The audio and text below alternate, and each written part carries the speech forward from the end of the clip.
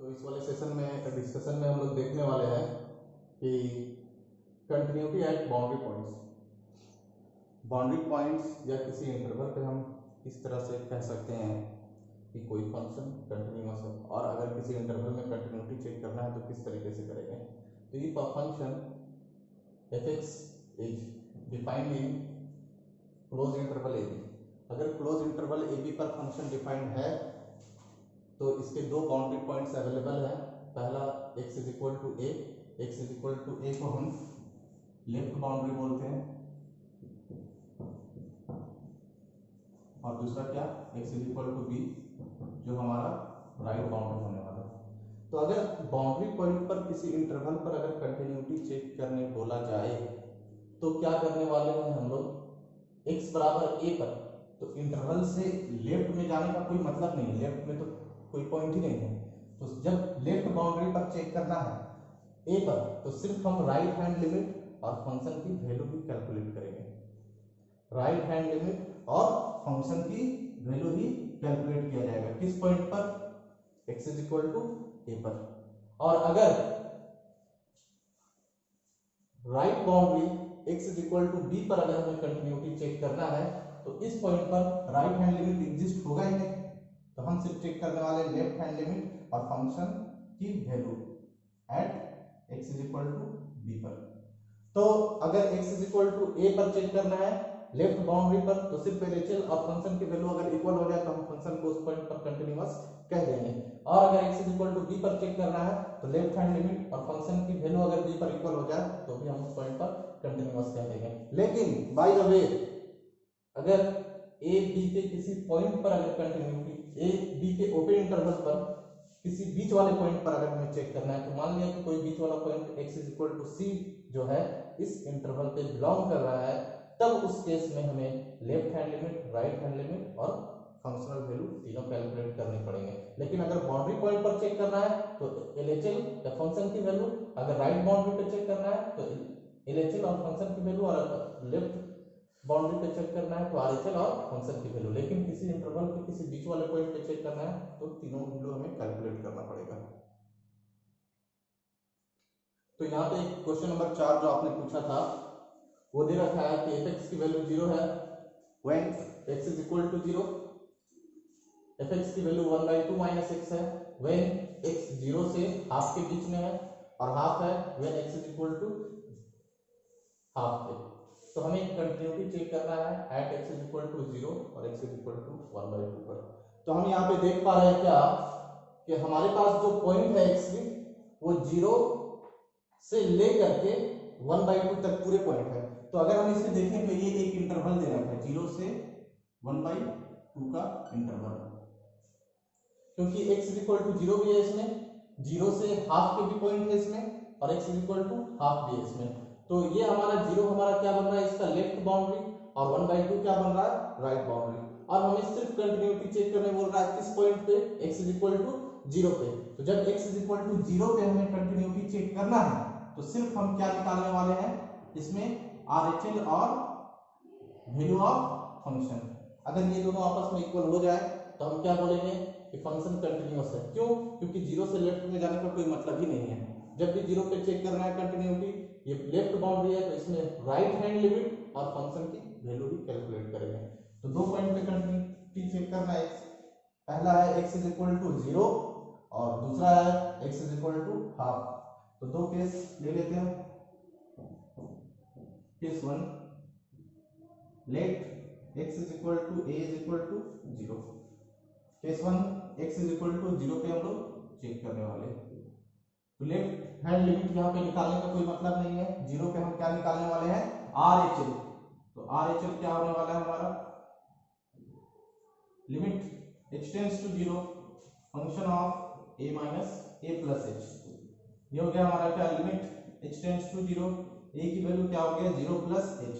0 से ग्रेटर, 0 से h small positive number इसमें ऐड हो रहा है, मतलब ये चीज 0 से ग्रेटर है, और 0 से ग्रेटर में हमारे पास फंक्शन की डेफिनेशन क्या है, 1/2 माइनस, इसे ऐसा भी लिखा जा सकता है फंक्शन ऑफ h।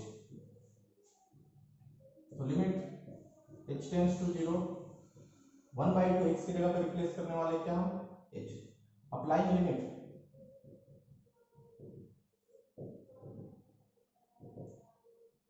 1/2 माइनस 0, ये क्या हो गया हमारा 1/2।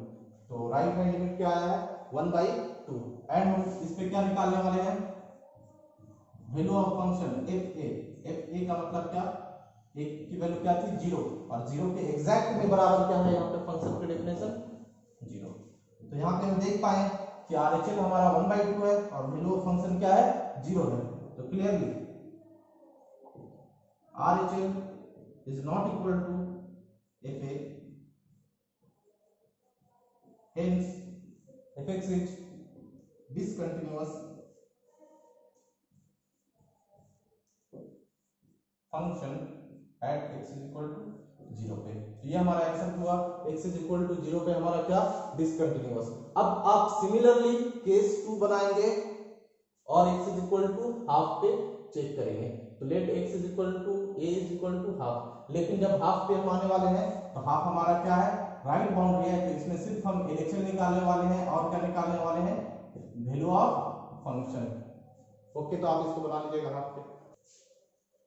तो नेक्स्ट जो हमारा टाइप है वो है क्या टाइप 5, और ये एक इंपॉर्टेंट टाइप है क्योंकि लगातार प्रीवियस ईयर्स में इस टाइप से क्वेश्चन पूछे जा रहे हैं। तो इस टाइप को देखना है, क्या देखना है, इसका जो हेडिंग है टाइप का problems based on finding the value of unknown variable. एक अननोन वेरिएबल को आपको कैलकुलेट करके इस वाले क्वेश्चन में बताना होगा। अननोन वेरिएबल मतलब एक ऐसा वेरिएबल जिसकी वैल्यू आपको पता नहीं होगी और उसकी वैल्यू आपको कैलकुलेट करके बताना होगा। यहाँ जो क्वेश्चन लिखा है fx is equal to kx plus 1 if x less than equal to 5 और 3x minus 5 if x greater than 5 at x is equal to 5 पर आपको दे रखा है क्वेश्चन, जब आप किताब में देखिएगा कि फंक्शन जो है fx is continuous at x is equal to 5, मतलब दिया गया फंक्शन ऑलरेडी कंटिन्यूअस है तो आपको क्या बताना है k की वैल्यू। तो अब हम जानते हैं कि अगर LHL RHL और वैल्यू ऑफ फंक्शन आपस में इक्वल हो जाती है तो फंक्शन कंटिन्यूअस है, और ये क्वेश्चन ही आपको प्रोवाइड कर चुका है कि दिया गया फंक्शन क्या है कंटिन्यूअस है। तो दैट मींस अगर फंक्शन कंटिन्यूअस है तो ऑलरेडी LHL RHL और वैल्यू ऑफ फंक्शन बराबर है, तब हमें क्या निकालना है k की वैल्यू। तो देखते हैं किस पॉइंट पर है x इज इक्वल टू 5 पर। तो let x is equal to a is equal to 5। अब यहां पे हम देख पा रहे हैं it is given that fx is continuous function at x is equal to 5। हमें क्वेश्चन प्रोवाइड कर चुका है कि दिया गया फंक्शन जो है वो कंटिन्यूअस है eight x is equal to 5। अगर फंक्शन हमारा कंटिन्यूअस है तो फिर क्या LHL RHL और वैल्यू ऑफ फंक्शन fa आपस में इक्वल होगा, और हम जानते हैं कि LHL का फॉर्मूला हमारा क्या होता है limit h tends to 0 function of a minus h। ये क्या limit h tends to 0 RHL का function of a plus h और fa। a की वैल्यू क्या है, a की वैल्यू क्या है 5। ये हो गया हमारा limit h tends to 0 5 minus h।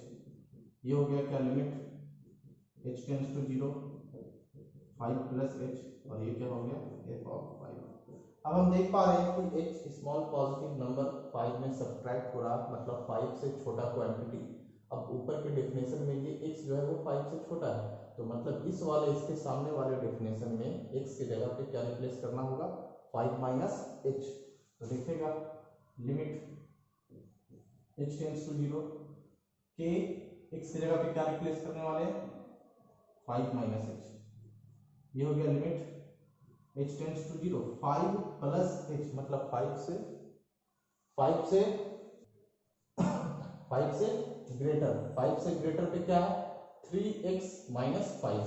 That means क्या 3x की जगह पे क्या रिप्लेस करने वाले 5 प्लस h माइनस 5 और 5 के एग्जैक्ट इक्वल में क्या दे रखा है kx प्लस 1। तो x की जगह पे क्या रिप्लेस करेंगे 5, तो k इंटू 5 प्लस 1।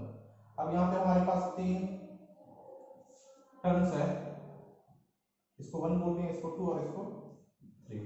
अब हमें दो ऐसे टर्म लेने हैं जिसमें एक में k होना चाहिए और एक में ऐसा टर्म जिसमें k नहीं होना चाहिए।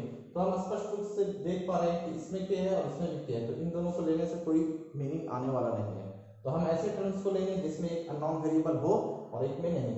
तो सेकंड नंबर टर्म में देख पा रहे हैं कि इसमें k नहीं है और थर्ड नंबर में k है, तो इन दोनों को ले लिया जाता है। तो टेकिंग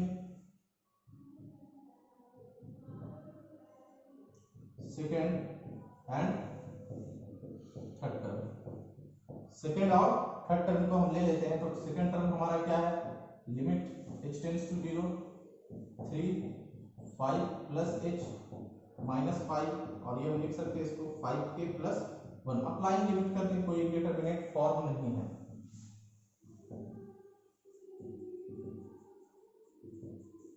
तो ये हो गया हमारा 5 plus 0 minus 5 is equal to क्या 5k प्लस 1। तो दैट्स इंप्लाइज ये 5 3 जा 15 माइनस 5 इज इक्वल टू क्या 5k प्लस 1। ये हो गया 10 और ये 5k प्लस 1। उसके बाद हम यहाँ पे देख पा रहे हैं 1 को इधर भेजेंगे तो 10 minus 1 is equal to 5k। ये हो गया हमारा 9 इज इक्वल टू 5k। तो दैट्स इंप्लाइज k की वैल्यू जो हो गया वो हो गया क्या 9/5। तो यहाँ पे हम लिखेंगे k की वैल्यू क्या है हमारा 9/5। तो यहाँ पे लिखते हैं hence required value of k क्या है 9/5, ये हमारा आंसर हुआ। तो अगर आप इन दोनों टर्म को भी लेते तो भी आंसर वही आता, इन दोनों टर्म को लेते तो भी आंसर वही आता। तो आपकी मर्जी, आप किसी को भी ले सकते हैं। आई होप आप इसे समझ गए होंगे। तो ये हमारा क्वेश्चन है, क्वेश्चन नंबर 22 का third. fx is equal to दिया है हमारा kx प्लस 1 और cos x if x is less than equal to pi और if x is greater than pi. At x is equal to pi पर आपको क्या करना है x is equal to pi पे जो है fx इज कंटिन्यूअस,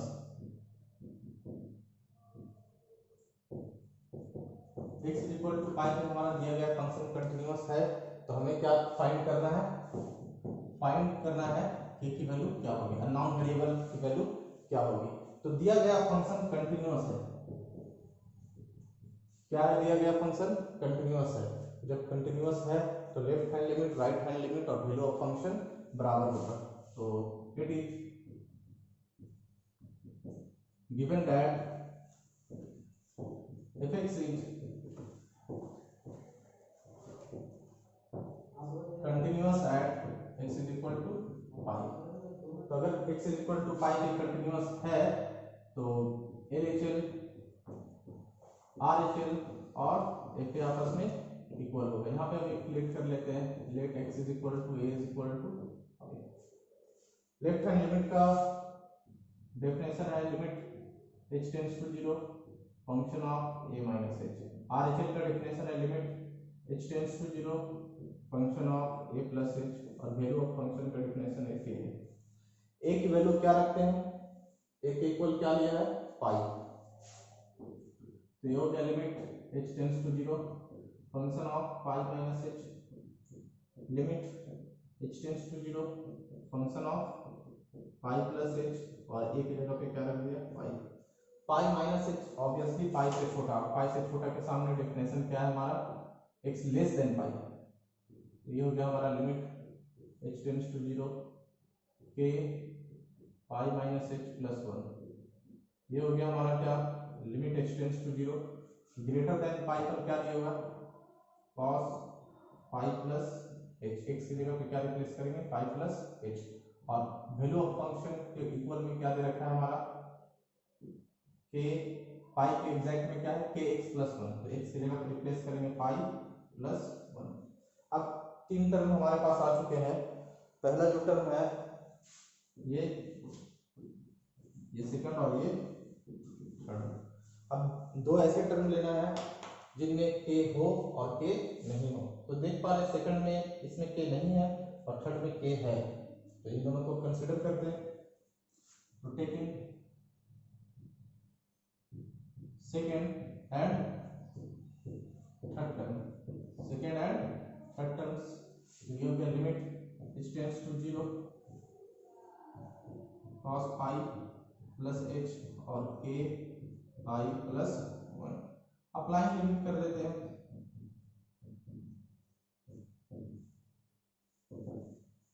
तो cos पाई प्लस 0 और क्या के पाई प्लस वन, तो ये हो गया हमारा क्या cos पाई और k pi plus one. cos पाई की वैल्यू -1, के पाई प्लस वन ये इधर आ गया, तो -1 इज इक्वल टू के पाई, तो ये हो गया हमारा क्या -2, तो k की वैल्यू होनी चाहिए, तो k की वैल्यू क्या हो गया -2 डिवाइडेड बाई पाई, तो रिक्वायर्ड वैल्यू k की क्या आ गई -2 बाई पाई। तो हेंस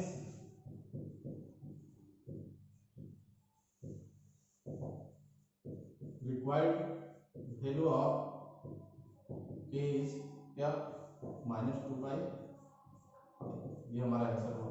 तो इस तरीके से आप टाइप 2 के क्वेश्चन नंबर 22 को सॉल्व करने की कोशिश करेंगे। Okay, thank you.